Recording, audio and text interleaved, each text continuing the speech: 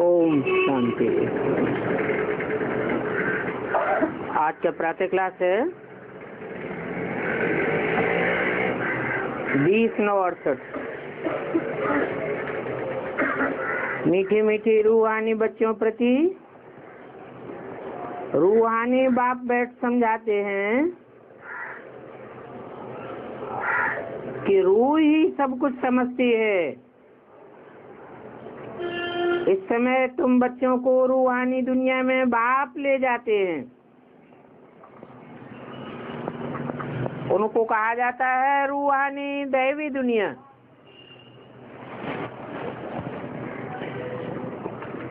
बच्चे समझते हैं दैवी दुनिया थी, अभी तो मनुष्यों की दुनिया है।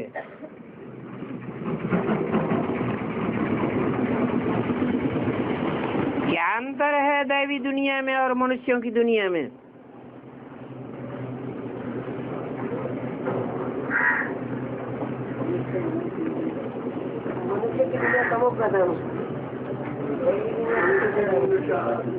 रजो प्रधान भी तो होती है।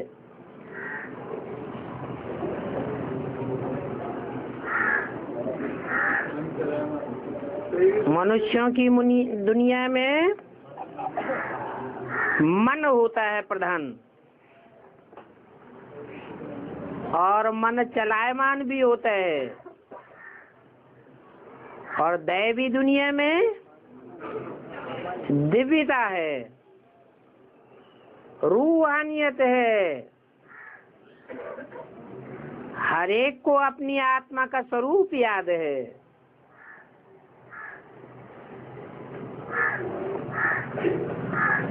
वो दैवी दुनिया तो बहुत ही पवित्र थी, अर्थात मनुष्य बहुत पवित्र थे।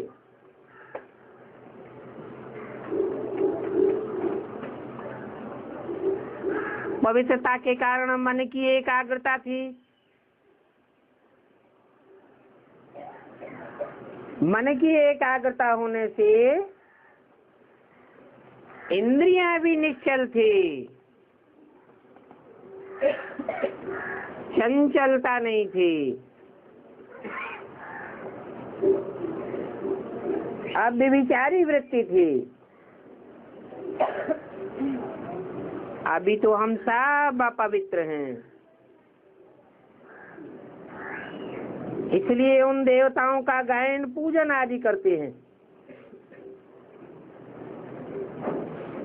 ये स्मृति में है कि बरोबर पहले पहले झाड़ में एक ही धर्म होगा।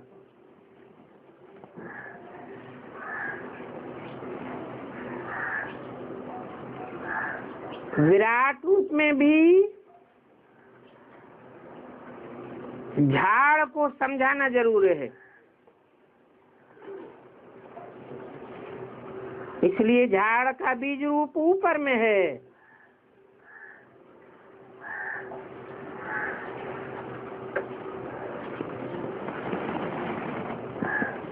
और झाड़ का बीज है बाप।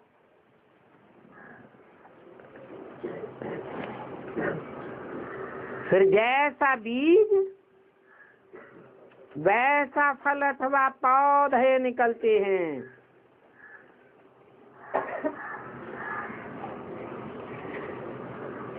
तो ये वंडर है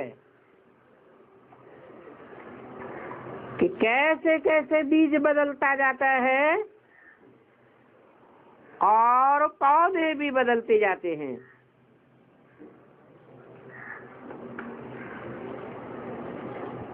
कितनी छोटी सी चीज है और कितना फल देती है।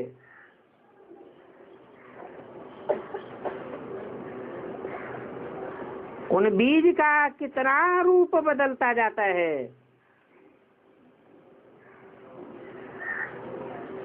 इसलिए मनुष्य सृष्टि झाड़ को कोई भी जानता नहीं है।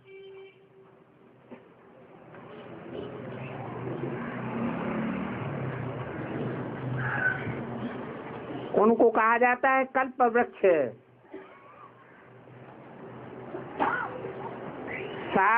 कल्प का एक ही वृक्ष है जिसका वर्णन गीता में है। क्या वर्णन है? ऊलम मूलम मदशाखः अश्वत्थम आहो अव्ययम। अव्ययम अर्थात खर्च नहीं होता, व्यय नहीं होता, नष्ट नहीं होता, अविनाशी है।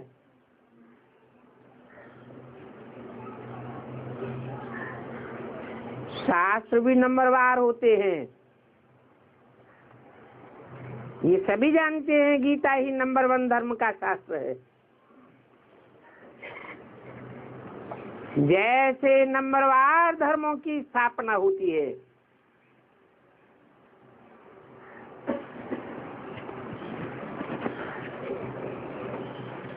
ऊंचे ऊंचे धर्म पहले,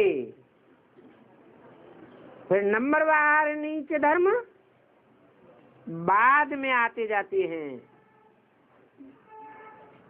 ये परिवर्तन क्यों होता है?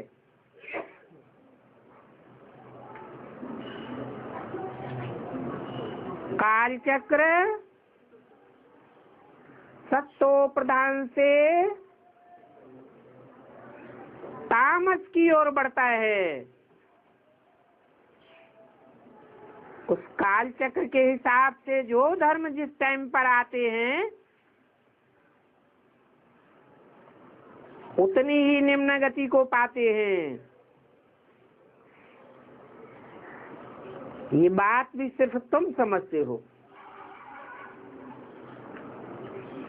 और कोई धर्म वालों में ये ज्ञान नहीं है। तुम्हारी बुद्धि में है कि पहले पहले किस धर्म का झाड़ होता है और फिर उसमें और धर्मों की कैसे वृद्धि होती है।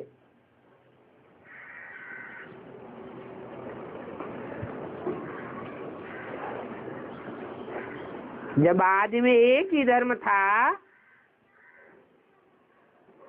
तो और धर्मों की वृद्धि कैसे हो गई?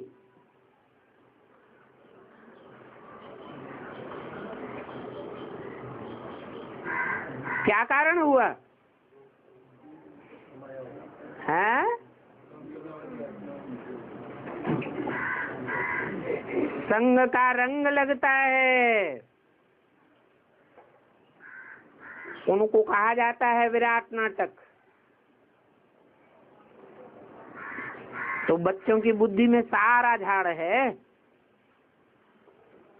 झाड़ की उत्पत्ति कैसे होती है ये मुख्य बात है। देवी देवताओं का झाड़ अभी नहीं है और सभी टारियां खड़ी हैं।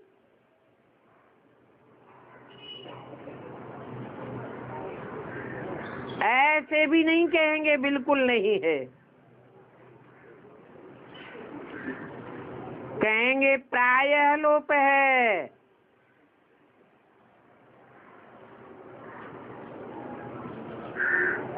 देवी देवता सनातन धर्म की जड़ दिखाई नहीं देती है।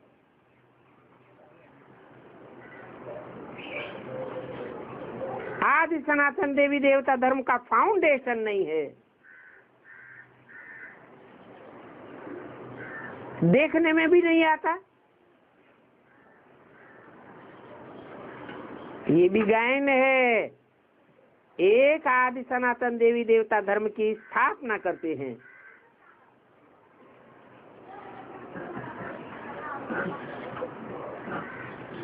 उसको स्थिरियम कर देते हैं और बाकी सब धर्म अस्थिर होते होते विनाश को प्राप्त करते हैं। अभी तुम जानते हो हमारे दैवी धर्म की स्थापना हो रही है, तो कितना छोटा सा दैवी झाड़ होगा।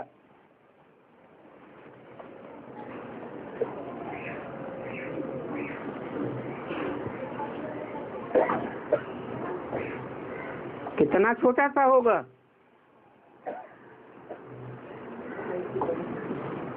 है कोई मियाद है?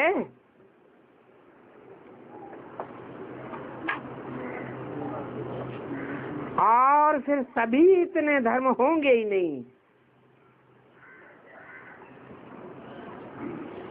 और धर्मों का विनाश हो जाएगा।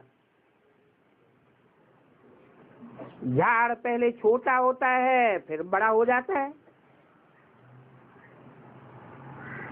देखो झाड़ अभी बढ़ते बढ़ते कितना बड़ा हो गया है, कितना बड़ा हो गया है। 500-700 करोड़ पत्तों वाला झाड़ हो गया। और पहले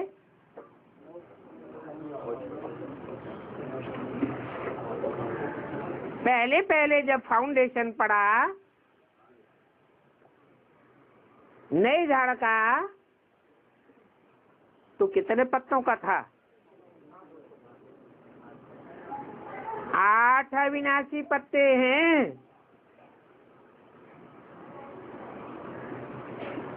कौन से धर्म के हैं?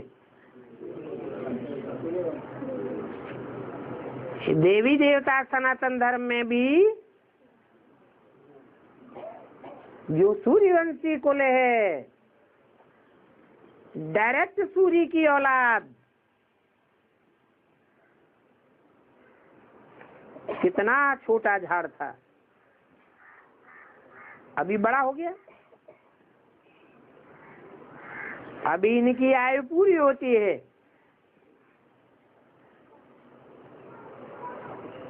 इससे बनियन ट्री का मिसाल बहुत अच्छा समझाते हैं। क्यों? बनियन ट्री जैसा वृक्ष क्या दुनिया में या भारत में और कहीं नहीं है?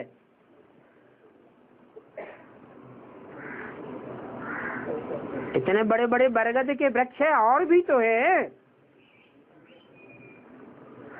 इस बनियन ट्री से ही क्यों मिसाल देते हैं? है क्योंकि ज्ञान सूर्य पूर्व दिशा से ही निकलता है।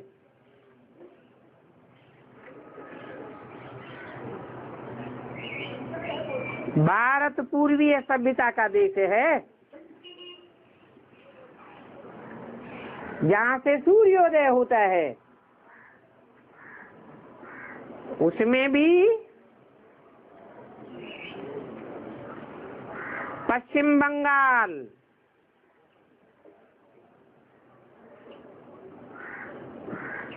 जहाँ भगवान बाप गॉड फादर आकर के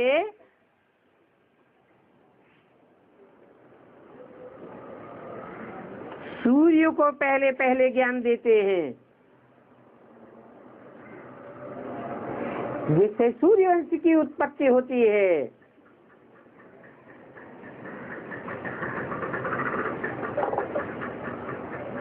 अभी तुम जान गए हो।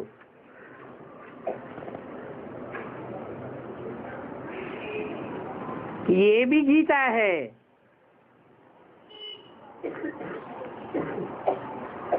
परंतु तुम जानते हो कि बाप तो सन्मुख बैठ समझाते हैं।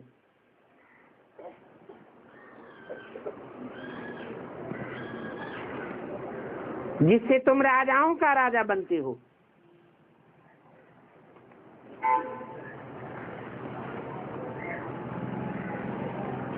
फिर भक्ति मार्ग में गीता शास्त्र आदि बैठ बनाए हैं। और ये भी अनादि ड्रामा बना हुआ है। फिर भी ऐसे ही होगा। फिर जो जो धर्म स्थापन होंगे, क्राइस्ट का बाइबल, बौद्धियों का अपना शास्त्र,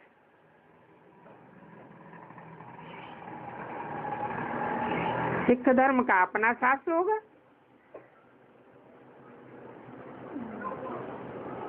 तो अभी तुम्हारी बुद्धि में वर्ल्ड की हिस्ट्री ज्योग्राफी नाच रही है, तुम्हारी बुद्धि ज्ञान डांस कर रही है।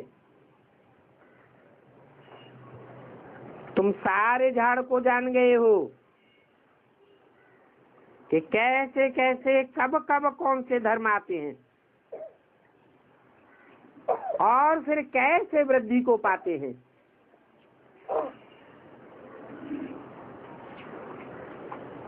फिर लास्ट में अपना एक धर्म स्थापन होता है और बाकी सभी खलास हो जाते हैं। गाते भी हैं, ज्ञान सूर्य प्रकटा ज्ञान अंधेर विनाश। अज्ञान का अंधेरा फैलाने वाले और उनके फॉलोअर्स सबका विनाश हो जाता है। अभी तो बिल्कुल अंधेरा है।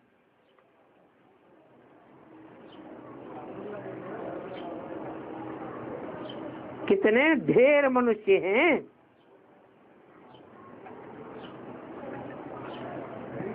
फिर नई दुनिया में इतने सभी होंगे ही नहीं। इन लक्ष्मी नारायण के राज्य में ये इतने नहीं थे।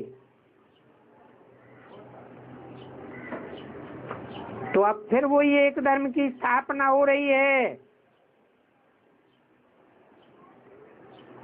जिसकी नॉलेज बाप ही आकर के सुनाते हैं।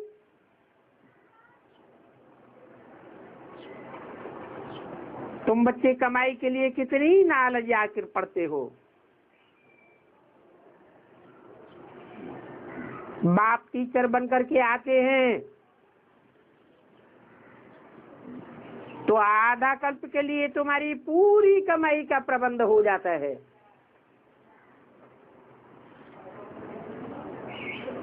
फिर आधा कल्प तुमको कोई कमाई करने की दरकार नहीं रहती। तुम बहुत धनवान बन जाते हो।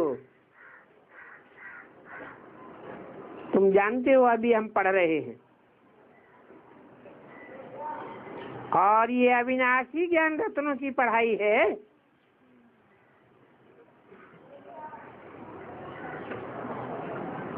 अविनाशी कैसे? संगम युग में ज्ञान रत्नों का विनाश नहीं होगा।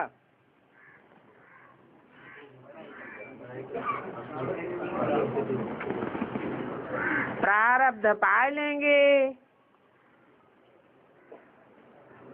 ज्ञान हमारी आत्मा में मर्ज हो जाएगा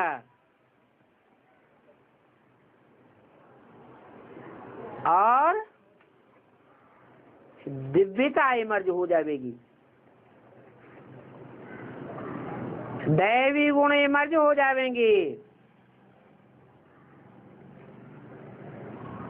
तो कहेंगे ज्ञान की प्रारब्ध अविनाशी मिल गई। भक्ति को अविनाशी ज्ञान रतन नहीं कहेंगे।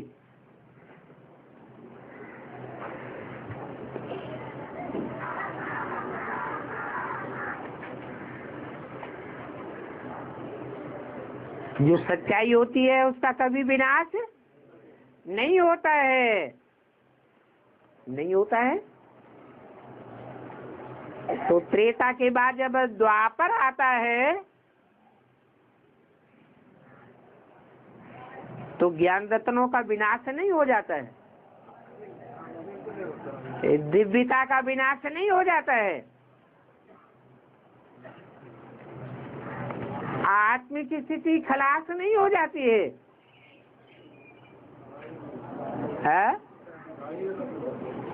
क्या प्रायः लोप होता है। मना ये नहीं कहेंगे कि मनुष्य मात्र में से दिव्यता का लोप हो जाता है। सृष्टि के आदि में पहले पहले विष्णु प्रत्यक्ष होता है, तो आदि सो अंत में भी वो तेज धारण करने वाली आत्माओं का समूह देखने में आता है। भक्ति में मनुष्य जो कुछ पढ़ते हैं उससे घाटा ही घाटा होता है।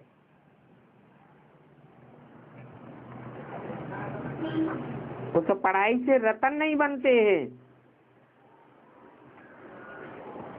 और ज्ञान रत्नों का सागर एक ही बाप कहा जाता है। बाकी तो सब है भक्ति।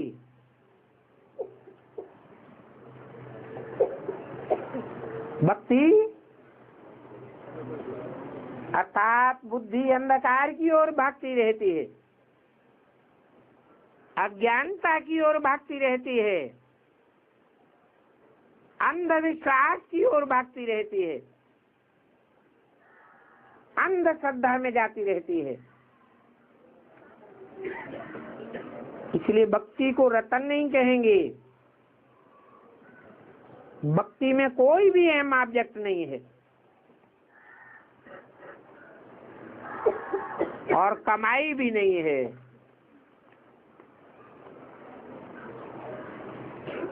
इसलिए फिर पेट के लिए अलग से धंधे करने पड़ते हैं।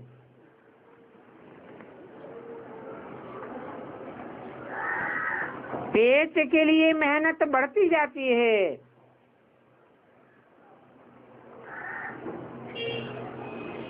घाटा हो जाता है। नहीं तो कमाई के लिए स्कूल में पढ़ते हैं,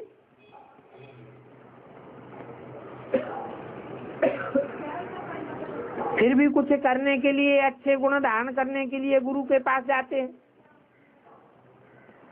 तो गुरु से गुण मिलने चाहिए, परंतु वो गुरु है एक जन्म के लिए, अल्पकाल के लिए, अल्पकाल का फल देते हैं। कोई जवानी में गुरु करते हैं, कोई बुढ़ापे में करते हैं, कोई छोटेपन में ही गुरु कर देते हैं, छोटेपन में ही संन्यास ले लेते हैं। कुंभ के मेले पर बहुत छोटे छोटे नागे आते हैं,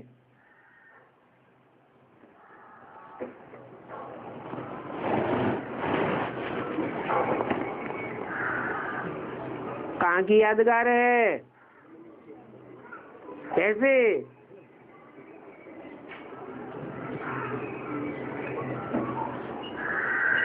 है?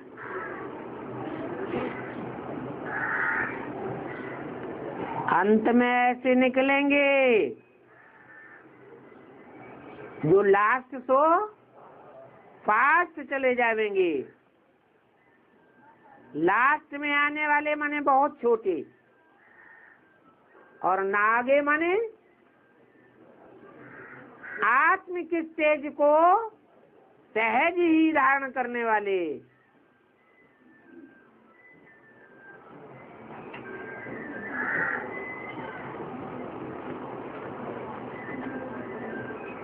सत्युग में तो ये कुछ भी नहीं होगा। तुम बच्चों की स्मृति में सभी बातें आ गई हैं। रचयिता और रचना के आदि मध्य अंत को तुम जानते हो। उन्होंने तो कल्प की आयु ही बड़ी कर दी, तो आदि मध्य अंत को जानने की बात ही खत्म हो जाती है। लाखों वर्ष की बात को कोई पूछने का भी साहस नहीं करेंगे।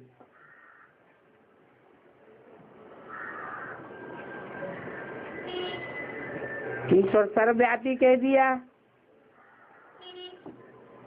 क्योंकि ज्ञान का कुछ पता तो है नहीं। तो अभी बाप आकर के अज्ञान नीति से सुझाव करते हैं,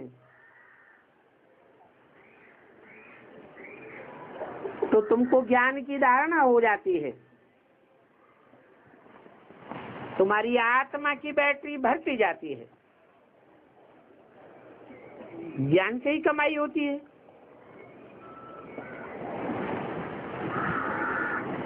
भक्ति से घाटा होता है। कोई ज्ञान में आने के बाद भी भक्ति छोड़ नहीं पाते हैं।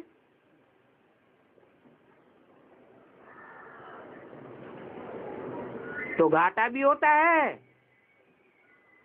और साथ साथ थोड़ा बहुत ज्ञान धारण करते हैं तो कमाई भी होती है।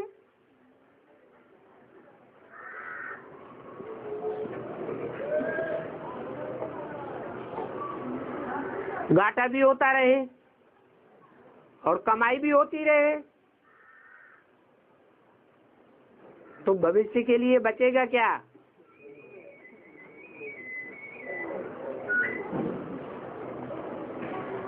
टाइम पर जब घाटे का समय पूरा होता है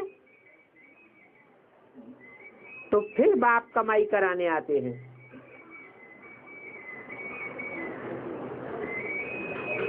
इसलिए गीता शास्त्र में लिख दिया है, संभवामि युगे युगे, अर्थात हर युग की 4 अवस्थाएं एक कल्प की यादगार है।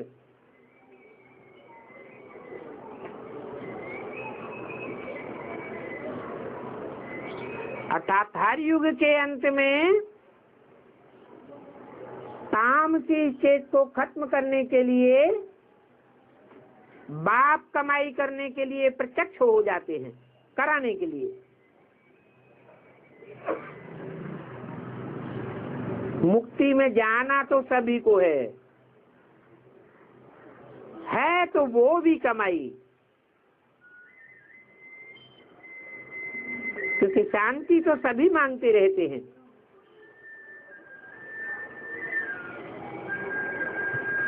जब कहते हैं शांति देवा,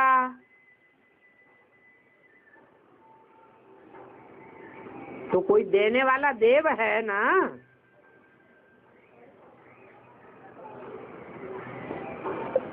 शांति देने के निमित्त तो बनता है।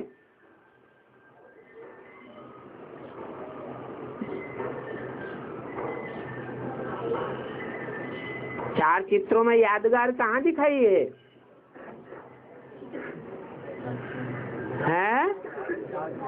झाड़ के चित्र में शांति देवा का चित्र भी दिखाया है। तो शांति देवा कहने से बुद्धि कहाँ चली जानी चाहिए? बाप की ओर चली जानी चाहिए। बुद्धि बाप की तरफ चली जाती है।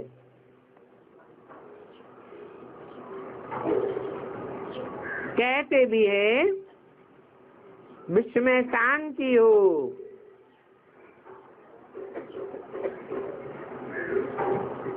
कल्याण हो,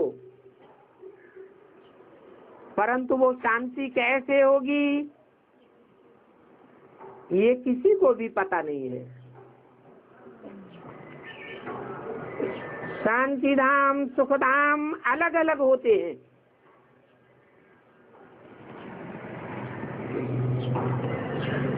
सुखधाम का निमित्त अलग, शांति धाम का निमित्त अलग। कहते हैं ना, निमित्त मात्रम भविष्यद् विकासिन।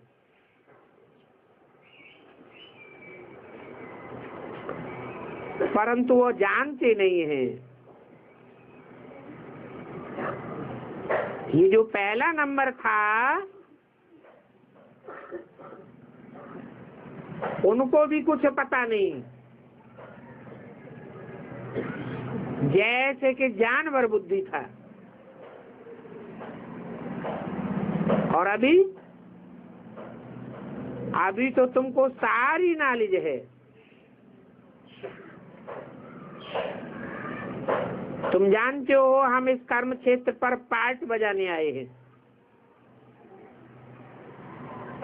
कहाँ से आए हैं? सोल वर्ल्ड से आए हैं।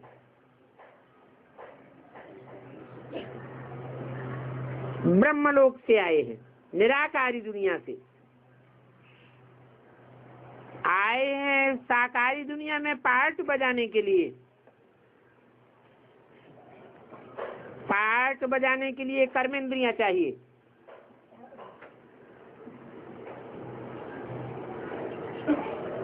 तो 5 तत्वों का शरीर धारण करते हैं। नहीं तो हम आत्माएं दूसरी जगह की रहने वाली हैं। यहाँ ये 5 तत्वों का शरीर मिलता है।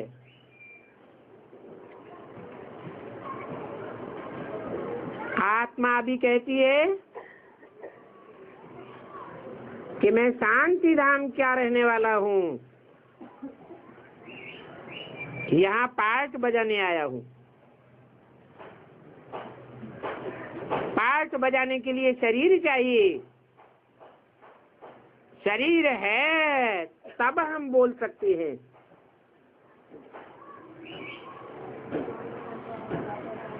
चल सकते हैं। नहीं तो परम धाम में आत्मा को चैतन्य कहेंगे या जड़ कहेंगे?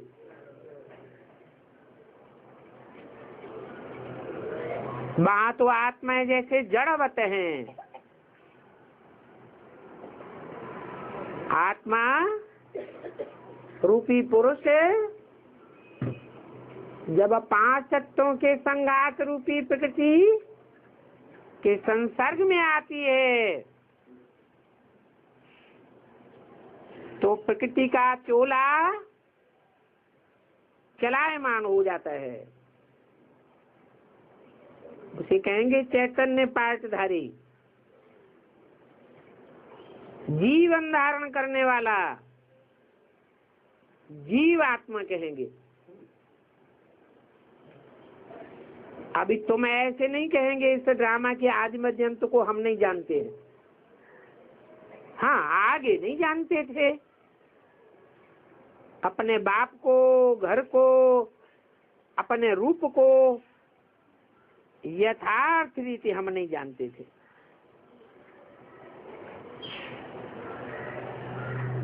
अभी जानते हैं। आत्मा 84 का पार्ट बजाती रहती है। स्मृति आ गई है। आगे नहीं जानते थे, इसलिए तमो प्रधान पत्थर बुद्धि कहा जाता है। शास्त्रों में तो बहुत गपोड़े लगाई दिए। वो शास्त्र पढ़ते पढ़ते तुम झूठे बन गए। अभी फिर बाप आकर के तुमको सच्चा बनाते हैं।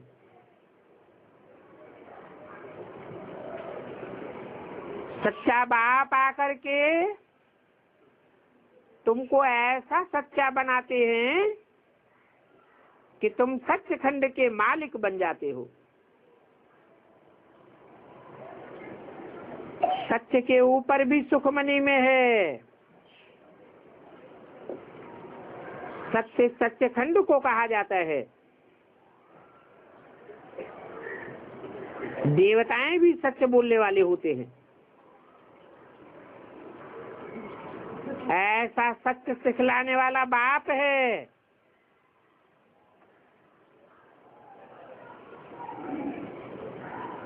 वही सत्य है। उसका संग ही सचखंड में प्रारब्ध प्राप्त कराता है। सच्चा बाप है। सचखंड बनाते हैं, सत्य ही सिखाते हैं। तुम सच्चे बन जाते हो। सारा भारत सचखंड था।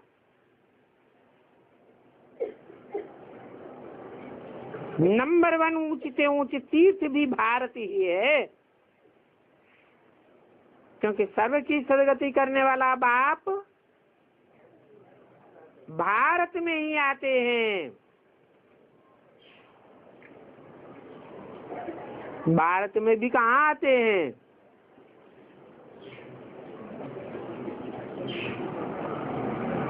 दक्षिण भारत में आते हैं क्या? उत्तर भारत में तो शास्त्रों में भी कथा कहानियां लिखी हुई है। राम भगवान के रूप में आया अयोध्या में, कृष्ण भगवान के रूप में आया मथुरा में, शंकर भगवान के रूप में आया काशी में। परंतु वास्तव में अनेक तीर्थ होंगे। तीर माने किनारा, थ माने स्थान, अर्थात बुद्धि को एक ठिकाने लगाने वाला स्थान। ऊंच के ऊंच ऐसा तीर्थ जो सारी दुनिया की बुद्धि को एक ठिकाने लगाए देवे। एक होगा या अनेक होंगे? तो नॉर्थ इंडिया है?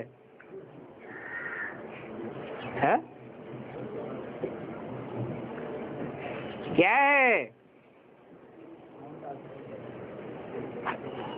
ऊंच से ऊंच तीर्थ है, राजस्थान में बनता है, जिसका नाम है माउंट आबू, जहां दुनिया की सबसे जास्ती पतित से पतित आत्माएं आकर इकट्ठी हो जाती है। मानव पतितों का पहाड़ बन जाता है, इसलिए उस स्थान का नाम रखा माउंट आबू। तो सर्व की सदगति करने वाला बाप जो पतित पावन बाप है, वो भारत में ही आते हैं, आकर के एक धर्म की स्थापना, बाकी सभी धर्मों का विनाश कराई देते हैं। बाप ने समझाया है कि सूक्ष्म वतन में कुछ भी नहीं है, सूक्ष्म वतन होता ही नहीं। ये सभी साक्षात्कार होता है। जैसे कि बच्चे स्वप्न देखते हैं, तो स्वप्न में कुछ होता है क्या? कहते भी हैं स्वप्न मात्र है। ऐसे ही साक्षात्कार भी है। भक्ति मार्ग में भी साक्षात्कार होते रहे भक्तों को। अगर साक्षात्कार आदि न होते तो इतने मंदिर, इतनी पूजा आदि क्यों होती? साक्षात्कार तो करते हैं ना। साक्षात्कार करते हैं तो फील करते हैं कि ये देवताएं पहले चैतन्य में थे। बात समझाते हैं भक्ति मार्ग में जो कुछ मंदिर आदि बनाते हैं या बनते हैं, जो तुमने सुना देखा है वो सभी रिपीट होगा। ये चक्र फिरता ही रहता है। ये ज्ञान और भक्ति का खेल बना हुआ है। हमेशा कहते हैं ज्ञान भक्ति वैराग, परंतु इसका डिटेल कुछ भी नहीं जानते हैं।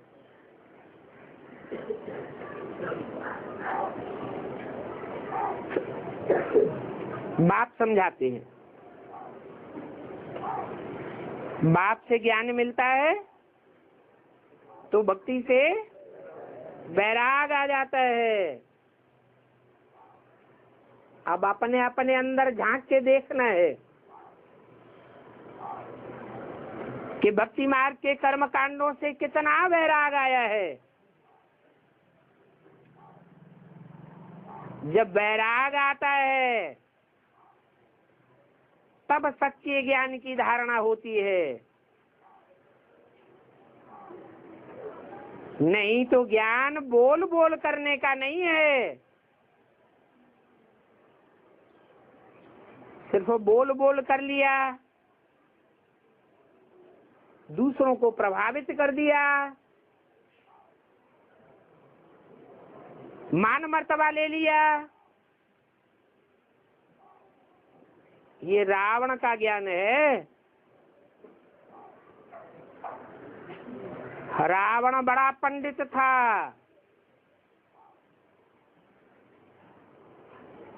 ज्ञानी मानी था,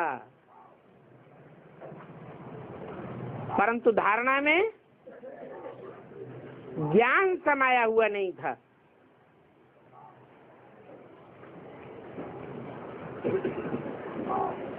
भक्ति से वैराग नहीं हुआ, बुद्धि एक तरफ टिकी नहीं हुई थी। देवियों की ओर भी बुद्धि भागती रहती थी।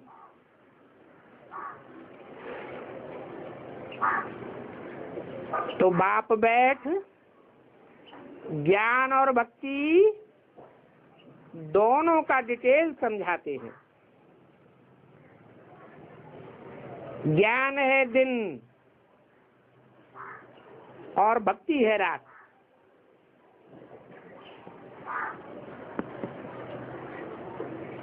दिन का कारण क्या है?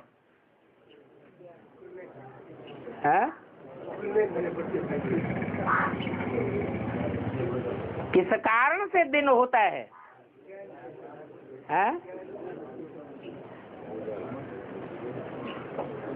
अरे सूर्य के कारण दिन होता है।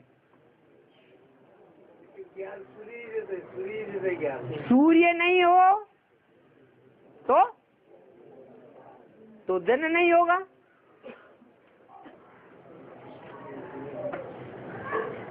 तो ज्ञान दिन कहा जाता है और भक्ति रावण से आती है। भक्ति नाम क्यों पड़ा? बुद्धि ठिकाने नहीं बैठती, भागती रहती है। तो अपने में झांक के देखना है। 24 घंटे में हमारी बुद्धि एक ठिकाने कितनी टिकती है और कितनी भागती रहती है? कोई परसेंटेज होगा? नहीं।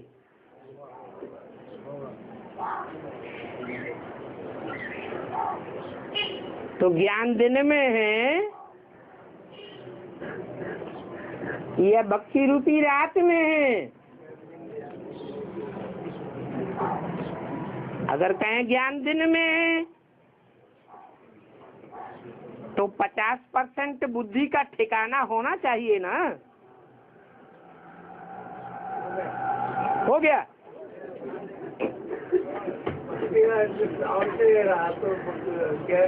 सविता माता को साथ लाया करो, नहीं तो कोई मानेगा नहीं।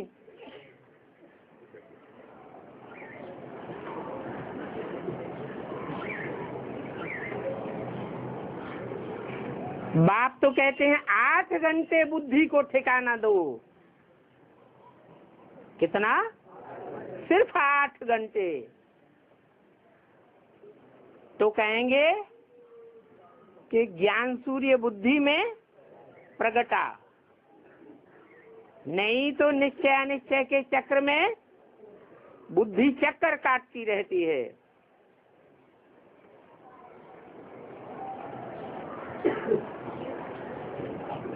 वैराग रात का होता है।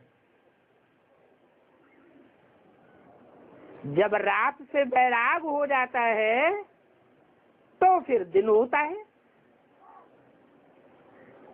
तो भक्ति का वैराग, भक्ति में दुख है, इसलिए उनसे वैराग आना चाहिए।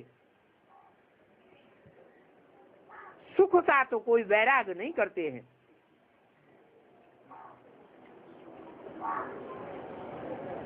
सुख से प्रीति करते हैं कि वैराग करते हैं।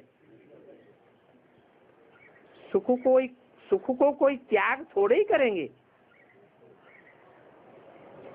संन्यास आदि भी दुख के कारण लेते हैं, नहीं तो कोई भी सन्यासी नहीं बनेगा।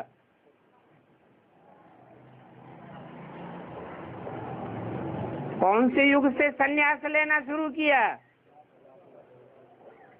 द्वापर युग से।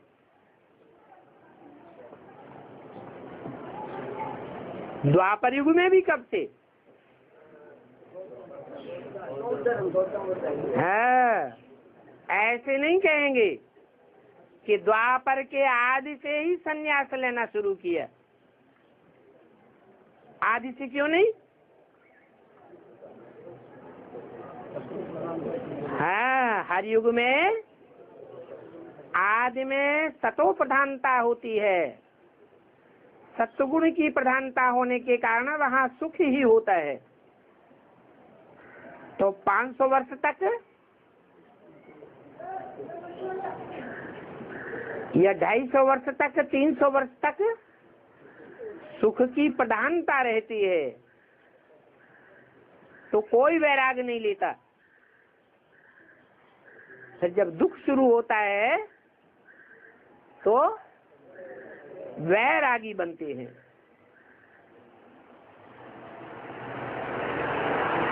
स्त्री को नागिन समझ करके चले जाते हैं।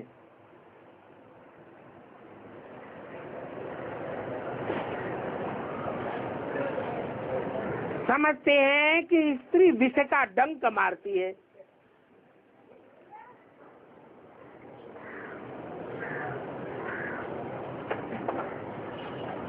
इसलिए छोड़कर चले जाते हैं। बुद्धि में बैठता है उल्टा ज्ञान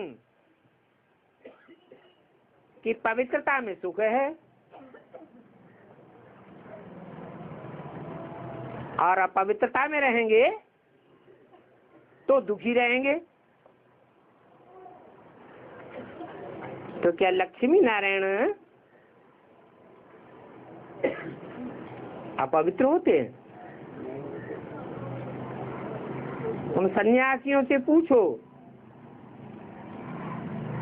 द्वार द्वार पर जाकर कहते हो ओम नमो नारायण, तो नारायण ने क्या स्त्री को छोड़ दिया था लक्ष्मी को? नारायण वैरागी हुआ था क्या?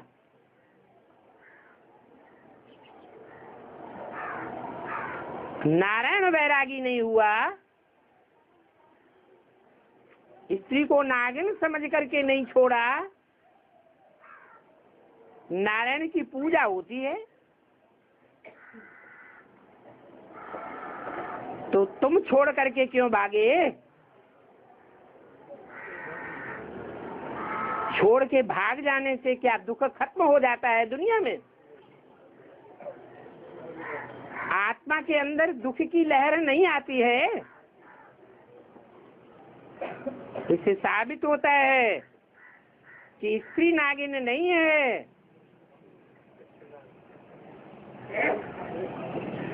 सच्चाई तो ये है कि आत्मा में ही 5 विकार रूपी नाग बैठे हुए हैं,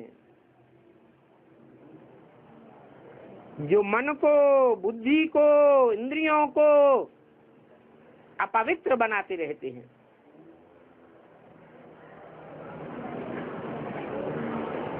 आजकल तो सन्यासी बड़े बड़े धनवान भी बनते रहते हैं।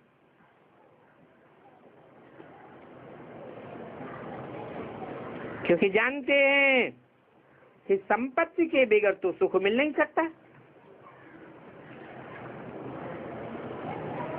माया ने वार किया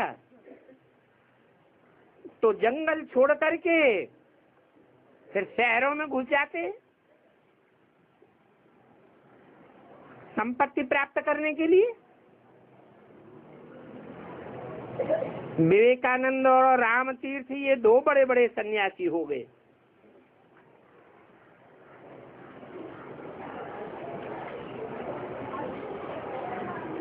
क्या नाम दिया?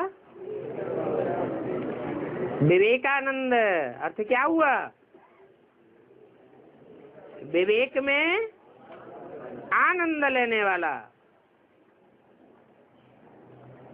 शास्त्रों में नाम रख दिया नारायण।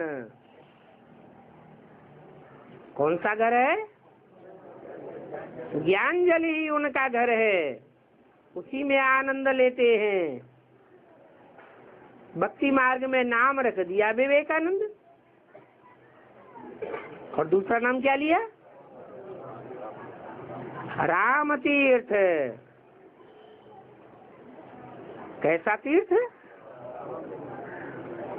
राम। तीर माने किनारा, ठिकाना। छ माने स्थान।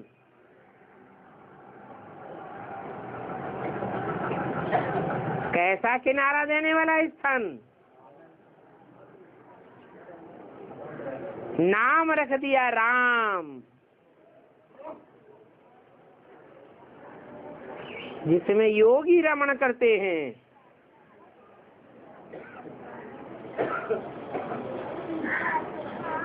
सन्यासियों की ताकत राम तीर्थ में थी।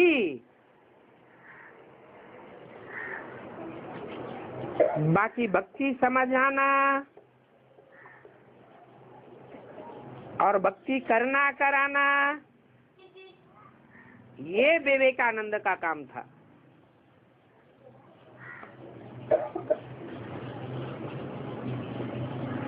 दोनों के अलग अलग पुस्तक थे। पुस्तक जब लिखते थे तो एकाग्रचित्त होकर के लिखते थे। एकाग्रचित्त होकर के बैठते थे। राम तीर्थ अपना वॉल्यूम में बैठ लिखता था तो शिष्यों को कहा दूर जाकर के बैठो, नहीं तो तुम्हारा वाइब्रेशन हमको आ जाएगा, हम कुछ उल्टा पलटा लिख दूंगा। हाँ, बहुत तीखा कड़ा सन्यासी।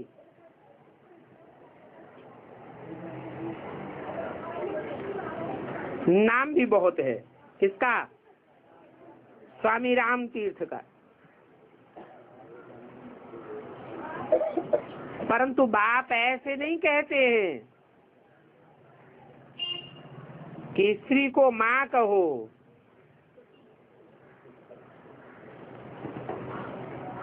क्या कहते हैं? है? हाँ, बाप तो कहते हैं स्त्री को भी बहन समझो। हम ब्रह्मा कुमार और वो ब्रह्मा कुमारी। आत्मिक दृष्टि से तो सभी भाई भाई हैं। सन्यासियों की तो बात ही अलग है। राम तीर्थ ने स्त्री को माँ समझा तो माँ की बैठ करके बढ़ाई की है। ये ज्ञान का रास्ता है और वो वैराग की बात अलग है।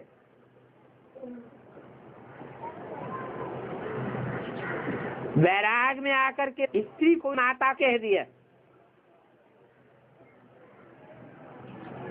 समझते हैं कि भाई बहन में तो फिर भी क्रिमिनल आई हो सकती है, लेकिन माता अक्षर में क्रिमिनल आई नहीं होगी। माता में कब खराब ख्याल नहीं जाएगा।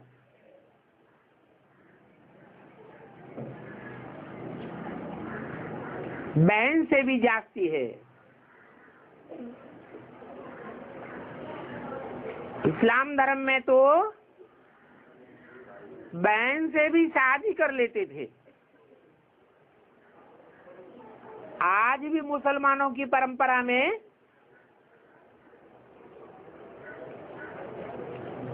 हिंदुओं में जिन्हें बहन माना जाता है, चाचा की लड़की, मामा की लड़की, उनको क्या, उनके साथ शादी कर लेते हैं।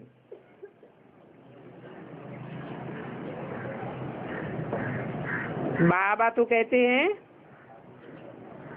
आज की दुनिया में बाप की बच्ची में भी क्रिमिनल दृष्टि जा सकती है।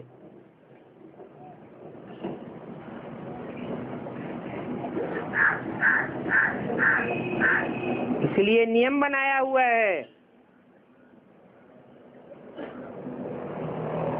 कि नौजवान बच्ची को बाप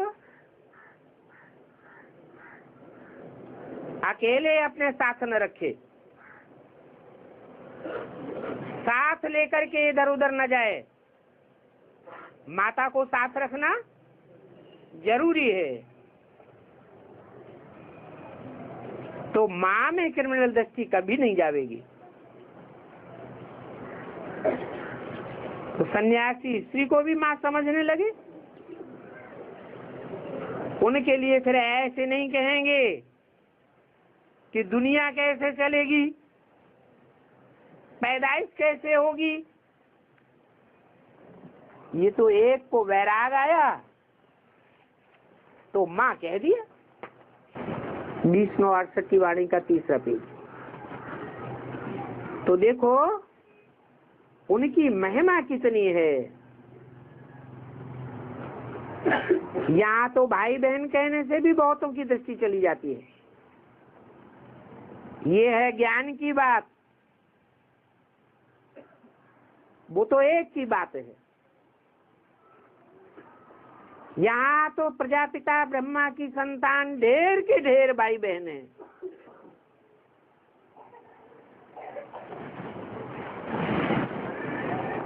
तो आपस में क्या संबंध हो गया।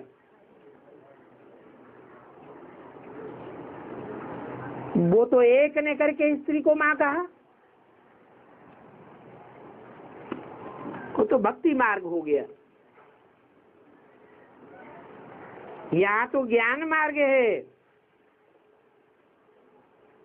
यहाँ तो बाप बैठ सभी बातें समझाते हैं। यह भी तो शास्त्र आदि पढ़ा हुआ है ना। वो निवृत्ति मार्ग का धर्म ही अलग है। सिर्फ पुरुषों के लिए है। वो है हद का वैराग्य, और तुम्हारा तो सारी दुनिया से वैराग है। वो हद की बातें हैं। संगम पर ही बाप आकर के बेहद की बातें समझाते हैं। तो इस पुरानी दुनिया से वैराग करना है। ये बहुत पतित छी दुनिया है। यहाँ इस छी दुनिया में शरीर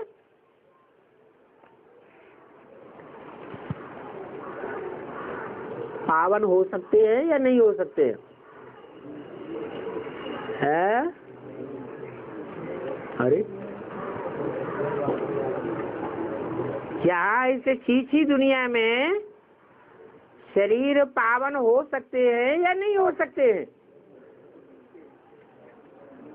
हो सकते हैं ना है?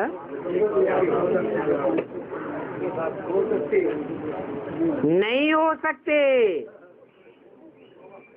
क्योंकि मनुष्यों को संग का रंग लगता है। एक भगवान है जिसको संग का रंग नहीं लगता है। 500-700 करोड़ पतित मनुष्यों की ये छी दुनिया है, जिनकी बुद्धि में ज्ञान की बातें कभी बैठेंगी ही नहीं। तो वाइब्रेशन को कैसा बनावेंगे? वो तो वाइब्रेशन को गंदा ही बनावेंगे। तो मुट्ठी भर पांडव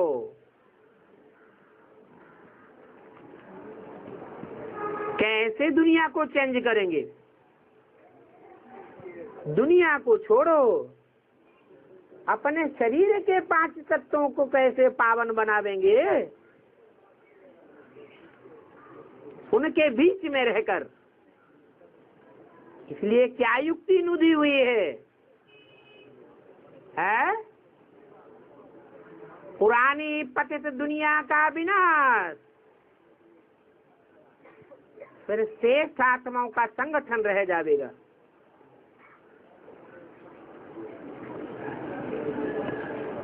तब श्रेष्ठ आत्माओं के संगठन में वाइब्रेशन श्रेष्ठ बनेंगी,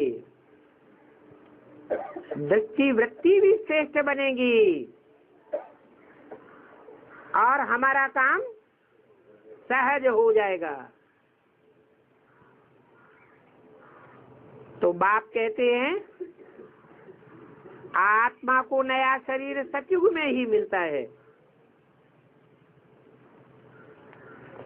वहां झूठ का नाम निशान नहीं होगा। बल तुम्हारी आत्मा यहाँ पवित्र बनती है, परंतु शरीर फिर भी अपवित्र ही रहता है। इसलिए बोला शरीर सड़ते जावेंगे, चाहे कितना भी पुरुषार्थ करो।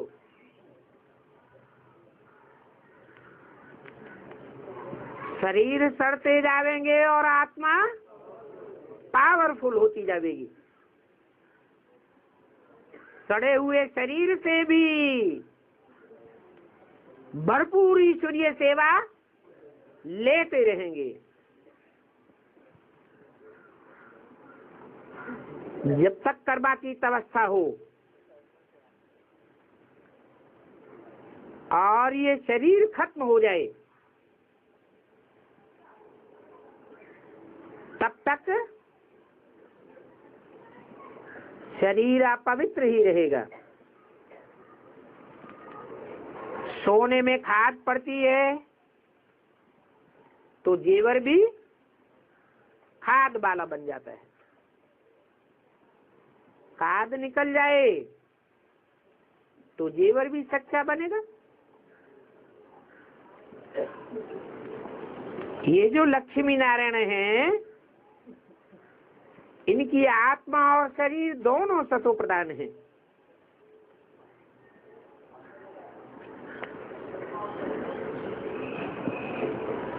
कौन सी लक्ष्मी नारायण की बात की? संगम की या सतयुग की? सतयुग के नहीं है? ये तो यही बनेंगे ना। हाँ, नर से नारायण और नारी से लक्ष्मी, ये हमारे जीवन का लक्ष्य है। अभी तो तुम्हारी आत्मा और शरीर दोनों तमो प्रधान काले हैं। आत्मा काम शिक्षा पर बैठ शरीर के साथ काली हो गई है। इसलिए कृष्ण को ही श्याम सुंदर कहते हैं, क्योंकि वो नंबर 1 में है। आत्मा काम शिक्षा पर बैठ काली बन गई है। अभी नरक को लात मार रहे हैं। लात मारना माना बुद्धि से त्यागना। तो नंबर 1 में ये काला होता है। कौन? उन्होंने फिर राम को भी काला बना दिया है।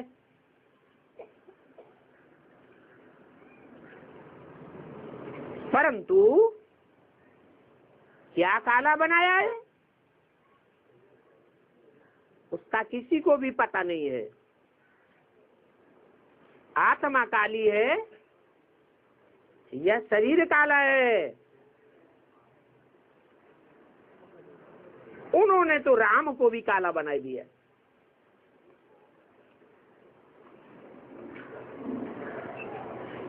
कहते हैं राम सूर्यवंशी था।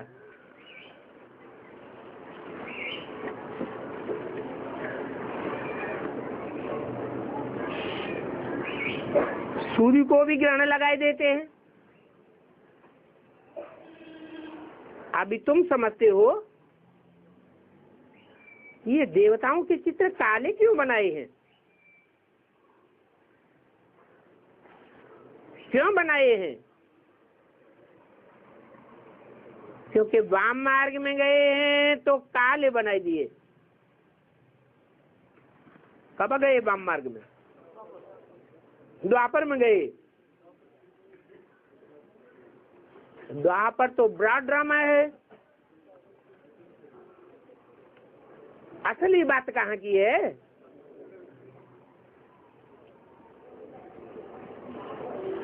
लेकिन उस द्वापर में तो काले देवताएं हैं ही नहीं। न काले देवताएं हैं न गोरे देवताएं हैं। अभी बाप कहते हैं हम फिर आकर के सांवरे से गोरा बनाता हूं, तो कहाँ की बात है? संगम युग में बाप आते हैं, पुरुषार्थी जीवन में काले हैं, पुरुषार्थ संपन्न स्टेज को जाता है तो गोरे बन जाते हैं। तो ये ज्ञान की सारी बात है, बाकी कोई पानी आदि की बात नहीं है। सभी काम शिक्षा पर पतित बन गए हैं। इसलिए राखी बंधवाई जाती है। पावन बनने की प्रतिज्ञा करो। बाप कहते हैं हम तो आत्माओं से बात करता हूँ। मैं आत्माओं का बाप हूँ। हाँ? किसका बाप नहीं हूँ? है? आत्माओं का बाप हूँ, फिर किसका बाप नहीं हूँ? जिनमें देह अभिमान रहता है उनका बाप नहीं हूँ। अच्छा,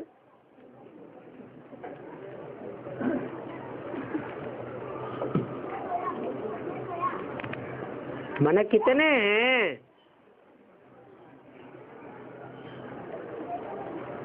जो आत्मा बनकर रहते हैं इस सृष्टि में?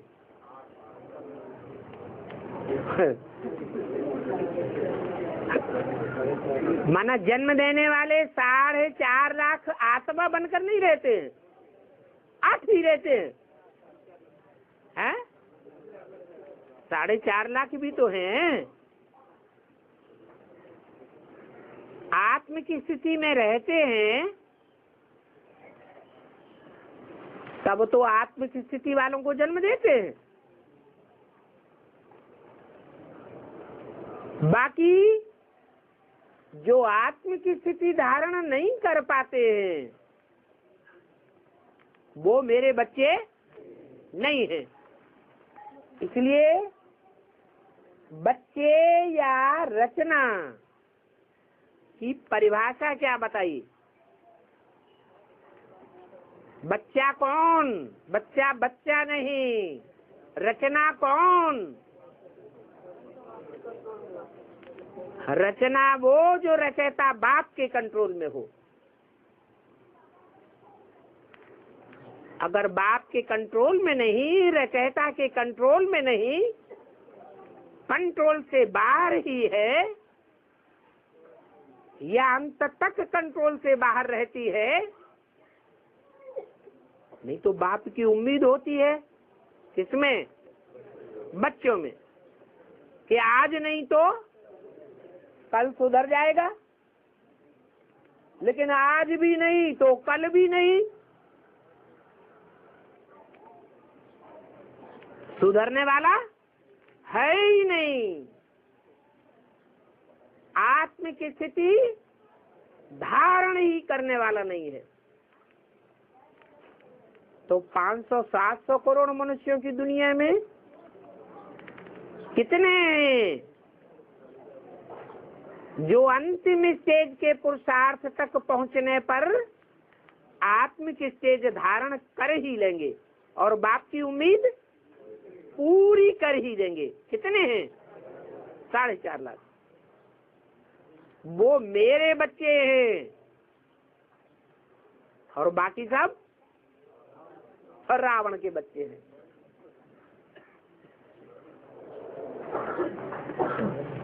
ओम शांति।